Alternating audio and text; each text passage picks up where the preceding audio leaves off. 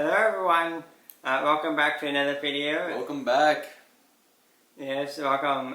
This is going to be from Cannon Beach to Bainbridge, Washington. And it has been a really fun trip and we're going to be talking about it in this video. Yeah, so hopefully you're seeing some beautiful clips on your screen right now. But we're actually in Seattle right now. We just finished our three nights, 4-day backpacking trip. What was the place? Where was it again? Mount Rainier. Mount Rainier. Yes. Mount Rainier National Park. So yeah, we were gonna backtrack a little bit and kind of catch you up how we got to this point, and then hopefully release a separate video about the backpacking trip itself. Because there's just so much footage and images, videos, yeah. Especially about capturing the animal that was there and the places that we've been to, because we went to 3 different campgrounds and eventually like how many miles of trekking? I think it was like 15 miles over about 12 hours of hiking and 5,000 feet of elevation gain, which is pretty good, especially for a first-time backpacker. You know, this is my idea of a beginner's backpacking trip, which is a little questionable, but it's not a beginner's. It went well. We survived. The volcano didn't erupt. No injuries. Oh, barely. Yeah. I didn't fall. I almost tripped like numerous times, and the hiking pole really saved me. So shout out to Lipinski. Yes, thank you, Lipinski. But yeah. So after we left Lipinski, we left Lebanon, Oregon. We basically cut straight over to the Newport. The coast. Yeah, we went to Newport, and then from there we kind of like visited around a little bit, saw some beaches, and then we went up into Cannon Beach was our destination. But we actually saw Tillamook factory, and Jason said he wanted to go there, so we went there. Yeah, I had stopped by it a couple times in the past, and I've always been curious what it's like on the inside. And I'm really glad we stopped. It was super cool. They had these big bay windows where you could look into the actual production part of the factory. So you could see the production line where the raw milk is brought in, and there's these tubes where the salt got shot through, which is really cool. Yeah, it was really awesome because the tube, you can actually hold on to it, and you just feel how warm it is, because it's sodium actate, and it's that type of chemical that whenever it hit each other, it creates heat, which is really interesting there. Yeah, and they had some cool exhibits about the history of Tillamook and how the founding members kind of built this boat together to originally bring their dairy to the coast. And they had a huge gift shop and an ice cream. Yeah, I got like a little Tillamook chocolate with meat. It's like medium cheddar cheese. Chocolate, that was quite funny to take a shot at cheese. But I don't know if I'm going to use it. It's just more for a collection. But like he was saying, it was really fun going on the road up to Tillamook, because we saw a lot of farmer agriculture, cows and stuff, and then kind of infer onto what's going on in the factory and like the whole process. And then so like after that, we went from Tillamook to into Washington, Cannon Beach.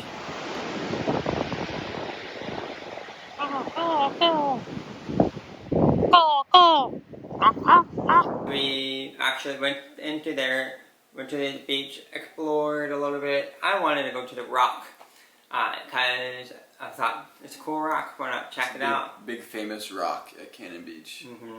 Yeah. Yeah, and then we took note of what activities to go and do in Cannon Beach that day tomorrow. So after we were done with it, we went and actually spent a night at one of the dispersed campground areas along the road before Cannon Beach. That way in the morning we could just drive to Cannon Beach and then explore it and then pass on. And then that was our first night actually trying out this. Shout out again to Lipinski for giving out this amazing ceramic little pot that is cute, very red. It's perfect for both of us. In terms of what we were cooking that night, we were doing beans and yeah, we were given a bag of soup from one of our favorite places in the world, Grassroots Garden in Eugene, Oregon. So it's all this farm fresh produce that they cooked into a soup, froze it, and then one of the workers there, Jamie, was kind enough to give us a bag. So we took that on the road, and before Cannon Beach, we just threw it in the Dutch oven, warmed it up, put some fresh cabbage on top, some cheese, ate it with tortilla chips. It was delicious. Oh yeah, it was amazing. I love, like, it's great to have something that we can bring from Eugene. Yeah. Even if it's only a little bit. That was amazing. And then whenever we went to Cannon Beach, we just went to like the typical gift shop, galleries, and did like a little bit of fun activities there. But it was only very short because we were not crunch on time, but we wanted to keep going down on the road, in which we went then to Washington. Yeah, we passed through Astoria. We saw a huge Astoria Megler Bridge, I think it's called. It took like about a minute to cross. It's like a mile long. But that was the actual border between Oregon and Washington. Yeah, and then we veered off and took a right, and then eventually we trickled down on 101 all the way over to the coast and spent the night over along the beach. It was an established campground. Yeah, this was actually a part of Olympic National Park. They have like the main inland part of the park, and they also have a little strip along the coast, and we stayed in a campground along the coast. Yeah, it was quite lovely, although like quite boggy and very like hidden. It was really interesting. Like whenever we actually hit there, it was very cold, but we went through the night, had a lot of fun. In the morning, we went down to the beach. It's actually quite far because the tide was at the lowest point that you can see, and we walked pretty dang far.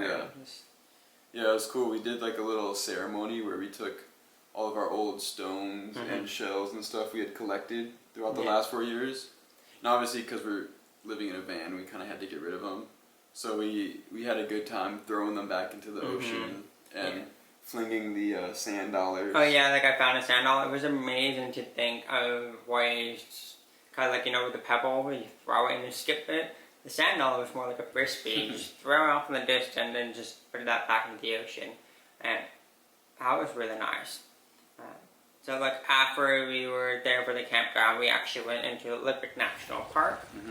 And we camped out there, right? Or yeah, we camped outside of Port Angeles. Yes, outside of Port Angeles by the Elwha River, which is right on the border of the more inland part of Olympic National Park. Yeah, the Elwha National Park area, and we were there for just a single night, trying to get our bearings situated before moving on. Because like the main reason why we wanted to go into like Port Angeles was to actually talk to someone at the ferry that does border crossings from the U.S. into Canada, and we were asking for like what can we bring in just to get some easy preparation going on, as well as replace battery for Candy, our van, because she was in desperate need of a whole new battery to see what's going on. So yeah, after Port Angeles and our night by Olympic National Park, we headed out towards Bainbridge Island, which we'd heard a lot of good things about. It was kind of going to be our link between the Olympic Peninsula and Seattle. So we were kind of looking around, figuring out what to do, and I decided to text one of my friends to see if she had any recommendations. And she ended up connecting us with her mom, who was amazing. And yeah, we got to stay the night at her place, and we had a ton of adventures, as I'm sure you'll see.